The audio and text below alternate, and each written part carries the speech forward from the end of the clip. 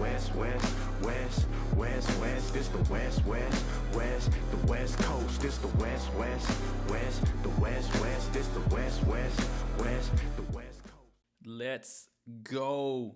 Your boy is back. This is episode 14 of the West Coast Mindset. And I want to apologize, of course, for the time off that I've been off for a couple of weeks. I was really busy doing stuff for Roundtable Sports. And also I went on vacation, so I wasn't as available as I could have been to do more episodes. But your boy's back, and he's ready to go. And football is here, so it's go time, baby. Let's get to it right now. Beginning with Shedeur Sanders, who shined in his preseason debut, throwing for 138 yards and 2 touchdowns as he looked poised out there in the pocket and led to a good performance in his first game in the preseason. And yeah, I'm impressed with Shedeur, guys. I wasn't expecting a whole lot out of him, but he took the opportunity and ran with it. In the 4 quarterback competition, a couple of guys got hurt. Some guys were struggling and not really living up to par. So Shedeur got the opportunity, and he said, hey, I'm going to go out there and show what I can do. And he played well, threw for 130 yards, 2 touchdowns. He went 14 for 23 passing, 60.9 completion percentage. That could be better, but just the eye test. I watched a couple of drives of it, and he looked good. Like he looked poised. He was hitting his checkdowns, hit the running back, hit his receivers, and those 2 touchdown passes, they were absolute dimes. He threw them with confidence. They had some velocity on those throws. And a lot of people were saying, hey, he doesn't have the best arm strength, but from what I saw, those throws look pretty good. And you got to feel confident if you're a Browns fan, because look, Dylan Gabriel, he was picked over him, and a lot of people were not expecting a lot out of him. Joe Flacco is Joe Flacco. Come on, he's older. He's a journeyman quarterback. Yes, he brought him to the playoffs a couple of years ago, but do you really expect a whole lot out of Joe Flacco? And then of course, Kenny Pickett, the kid was way overdrafted by the Steelers, and he's been a journeyman quarterback for years. So you can't really expect too much out of Kenny Pickett. So what I've been saying for a long time with the Browns is, hey, give Shedeur the opportunity. Like, what do you got to lose? If he doesn't pan out, then, hey, he was a 5th-round pick. You can move on from him after that and go a different direction. But give the kid an opportunity to play. And to his credit, yeah, he had the car issues, the 2 car issues earlier in training camp. But ever since then, he's kept his mouth shut, and he's been a good soldier, and he's done good in training camp and stuff like that. And you got to feel confident that, hey, after this performance, his confidence is only going to get better and better. And there's an opportunity, maybe, hey, he could be the week 1 starter. That's what I would like if I was a Browns fan, because look, what else do you have to lose? Honestly, it's either Shedeur or bust. Those other guys are not going to get you anywhere. And besides, you're not really, the Browns don't have that expectations as it is anyway.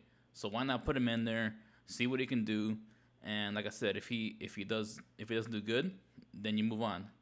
But he has the best ability out of all those guys, and there was the issues in the draft where he had the attitude issues where he didn't interview well. And, of course, his dad is very involved, and a lot of the teams did not like that. So hey, maybe we're seeing a chance that he was really worth a first-round grade. But, of course, it's only 1 preseason game. I'm not going to go crazy. And he still has to show us a lot more. But this is a good start for him, and you got to feel confident if you're a Browns fan. And what do you guys think? Should he be the starting quarterback going into the season? And because I think he should, because those other guys, I just don't believe in them. So good luck to Shedeur, and we'll see what he can do if he does get the opportunity to be a starting quarterback. Now let's move on to something and one time for a while here. Terry McLaurin requesting a trade from the Commanders after the 2 sides could not agree to a deal, with a lot of potential suitors available to get the star wide receiver. Yeah, so thinking about this for a couple weeks, this is what I'm thinking. I don't understand what the Commanders are doing, honestly. I get it, Jay and Daniels had the greatest rookie season ever for a quarterback, but he's still in his 2nd season, and he needs a guy who he can rely on to throw the football to. I get they got Deebo Samuel in the offseason, and he's still a pretty good player, but he's not a guy where you can constantly throw the football to, and you can be like, oh yeah, well make a play. I get it. He's a really physical receiver. He can run between the tackles and stuff like that. as a hybrid kind of running back receiver. But his best days are really behind him because he's getting really beat up. He's a very physical player.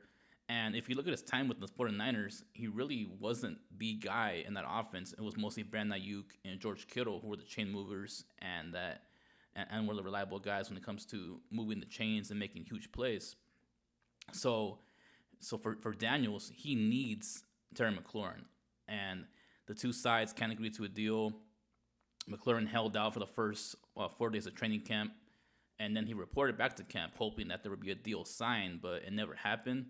So then he was like, hey, let me hold in. He held in for a couple of days, and the front office didn't like what he was doing. So then they were like, whoa, we're going to put you on the PUP list with a supposed ankle injury, and I said that in quotes. But, yeah, it was just to get him off of the field and off of the sidelines so he wouldn't be a distraction.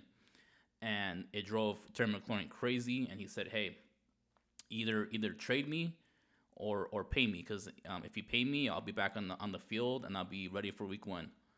But he said, hey, trade me now, and I'm ready to move on. And there's a couple of potential suitors out there that he could fit well on their team. There's the Patriots, the Jets, the 49ers, the Steelers, the Raiders, and the Titans as potential suitors. And I feel like he can help a lot of those teams. And if you were to ask me which team I think he would fit best on, I like him with the Patriots. He'd be the number 1 receiver because Stephon Diggs, he's still a pretty good receiver. He had a good year last year with the Texans before he got hurt. But he's starting to age, and his productivity as the number 1 receiver is starting to dwindle. So him going to the Patriots to help Drake May, an up-and-coming young quarterback, would be great. And there's an offense that I think he would fit well in. I think he'd be good with the Jets too, although the Jets do have number 1 receiver already, and they paid Garrett Wilson already as well. But with that tandem, with Justin Fields and his ability to move around, and he can give him more weapons, that'd be pretty nice. I like him with the Jets, and the Raiders, because the Raiders need a number 1 wide receiver as well, and they also have Geno Smith out there. So I like those 3 teams right there. And wherever he goes, the guy can still play. The guy had a great year last year. He was a big play machine. He was huge in the playoffs, and you know when it's a contested catch, he's ready to make a contested catch. He was really reliable. He was the best when it comes to making the close contested catches in the league. And the guy has absolute mitts, and he can catch everything. So his production is there, and I get it. He's 30. And the narrative out there is once a receiver turns 30, his ability starts to dwindle. But the guy has only put up production, and he's had multiple quarterbacks. As you know, the quarterback situation before Jaden Daniels in Washington has been a train wreck, and he put up huge numbers with everybody. So you only know the only thing he's gonna get better with Jaden Daniels as for sure his quarterback going forward, and he's been through the tough times in Washington when they were losing a lot of games. There was the owner issues, and there was a lot of other stuff going on, a lot of distractions. But the guy continues to go out there and produce, and he deserves it. Look, I'm not a huge contributor of overpaying players, but for him, he's been through the tough time, and yeah, you got to pay him. But if not, then trade him, get a couple of picks, and try to rebuild. Because Jaden Daniels is an up-and-coming superstar, and you do not want to hamper him and take more away from him because he's only in the second year, and he needs as much as he can to continue to compete. And the Commanders have a team right now that can compete.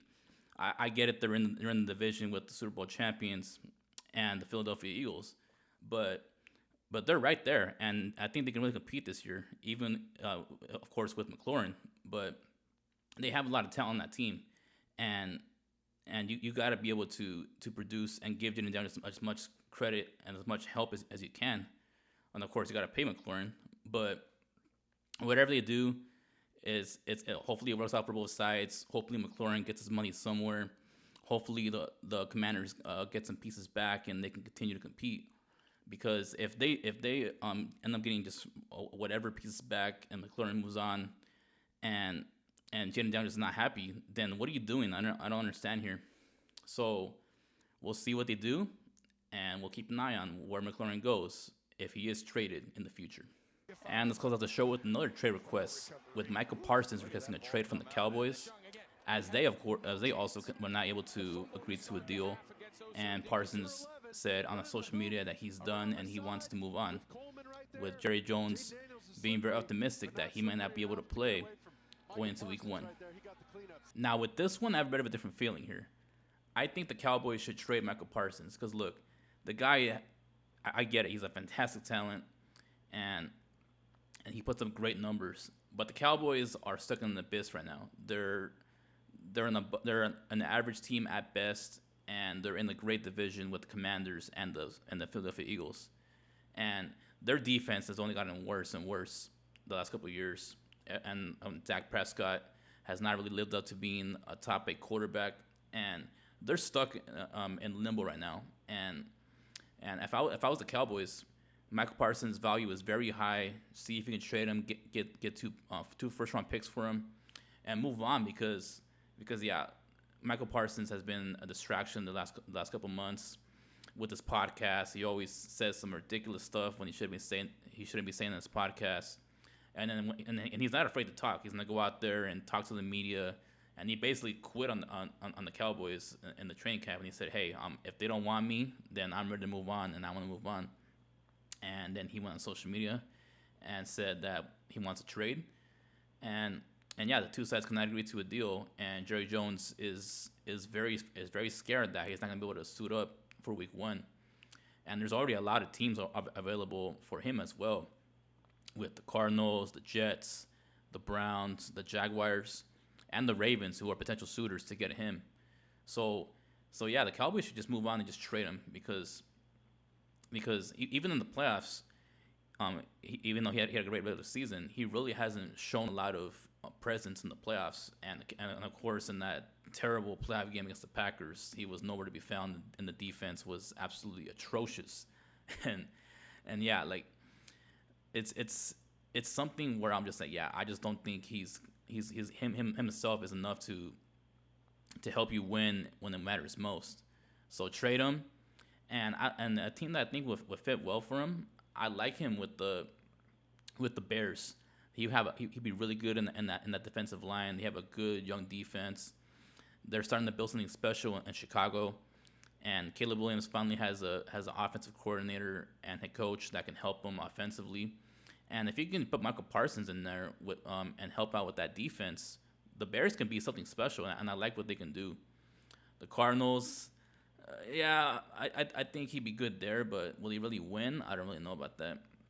The Jets, they have a lot of guys on their defense already. I don't really know where he fits there. And on the Ravens, I don't know if the Ravens really can give up enough, but if the Ravens get him, then they're for sure a favorite to win the Super Bowl, because if he's in that defense, man, with Roquan Smith, man, that would be an absolute scary defense to face, along with their offense with Lamar Jackson and those weapons there. So I like him in a couple of these teams, and yeah, I just think that it's time to move on. Jerry Jones, he's getting older, and the guy just doesn't know what he's doing. He says a bunch of ridiculous stuff, and even his son Stephen Jones says a bunch of ridiculous stuff that has you shaking your head. And it just makes you think, what are they really doing in Dallas? Because they when it comes to negotiating, they are by far the worst at negotiating deals. They overpaid Dak Prescott. They overpaid Ezekiel Elliott. They overpaid CeeDee Lamb. Although CeeDee Lamb's a really good player, but did they really have to overpay him and wait that long? Because they wait longer than anybody. They will literally wait until the week of week 1 and overpay when they could have paid earlier and saved themselves a lot of money. So if they do the same thing with Michael Parsons, it's only gonna make that salary cap even worse for them, and they have to completely destroy all their depth. So whatever they do, the Cowboys got to figure out because yeah, they're starting to fade in that division, and the Cowboys and the Commanders, if they keep Terry McLaurin, of course, are only going to get better. So we'll see what the Cowboys do, but they're in limbo, and there's a lot of questions in Dallas to see if Michael Parsons should be paid or if he should be traded. Let me know in the comments, guys. What should they do? trade Micah Parsons or pay Micah Parsons. And to close out the show, to tell you a little bit about myself. Yeah, I was out for a while. I was doing stuff for Roundtable Sports, and I really had a lot of fun with those guys. They gave me so much to do.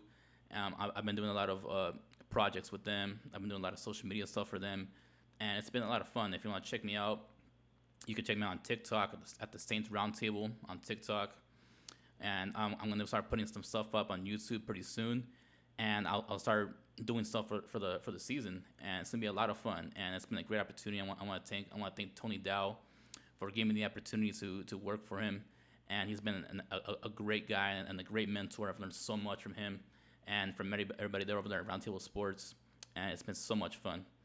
So don't be afraid, guys. I'm not gonna be gone for a while. Like I'm still here. I'm gonna try to find time to podcast as much as I can, but my schedule is going to get pretty crazy, so I'm going to try my best to make it happen. So I'm going to do what I can, and I will see you guys next week. And football is almost here. We're in training camp, and I cannot wait for week 1 of the regular season. Let's do it, baby. This the West, West, West, West, West. This the West, West, West, the West Coast. This the West, West, West, the West, West. This the West, West, West, the West.